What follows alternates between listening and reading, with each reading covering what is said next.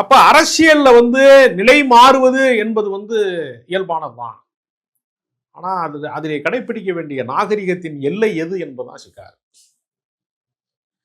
நேற்று வரைக்கும் நீங்கள் இருந்த கூட்டணியை திடீர்னு கரப்ஷனு கட்டிங்னு பேசினா அந்த கரப்ஷனும் கட்டிங்ல இருந்து உருவான பணத்துல தானே நீங்கள் துரை வைகோவை நாடாளுமன்ற உறுப்பினராக்கியிருக்கீங்க.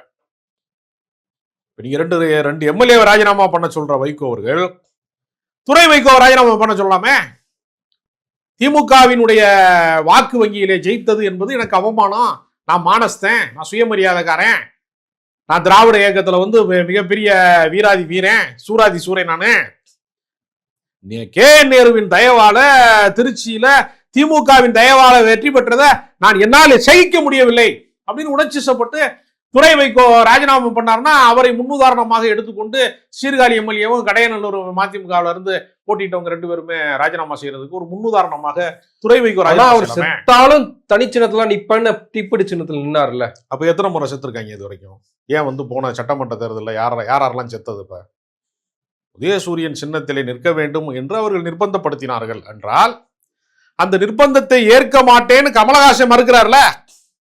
கமலஹாசன் திடீர் தியாகியா மாறினார்ல, மறுத்தாரா மறுக்கலையா? சரி, நீங்க தான் சொல்றீங்க விசிகாவுக்கு கிளைக்கழகம் கிடையாதுன்னு சொல்றீங்க. அரிய கண்டுபிடிப்பு நீங்க நிகழ்த்தியிருக்கீங்க.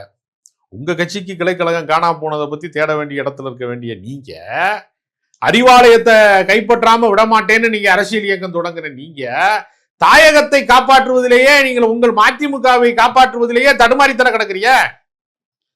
தொண்டர் பலம் இருக்கக்கூடிய எல்லாரோடையும் இணக்கமாக இருக்கக்கூடிய மல்லை சத்யாவை தூக்கி எதுக்கு நீங்க தூர வீசுனீங்க? ஒரு மாபெரும் துரோகி. நீங்கள என்ன துரோகி? அவர் என்ன துரோகம் பண்ணாரு? வாரிசு அரசியலுக்கு எதிராக தொடங்கப்பட்ட மதிமுக வாரிசு அரசியலை நிகழ்த்துவதற்காக அந்த இயக்கம் அந்த அப்படி கிளைமாக்ஸ்ல முடியுதுன்னா நீங்கள் பேசின பேச்சுக்கு என்னதான் அர்த்தம்?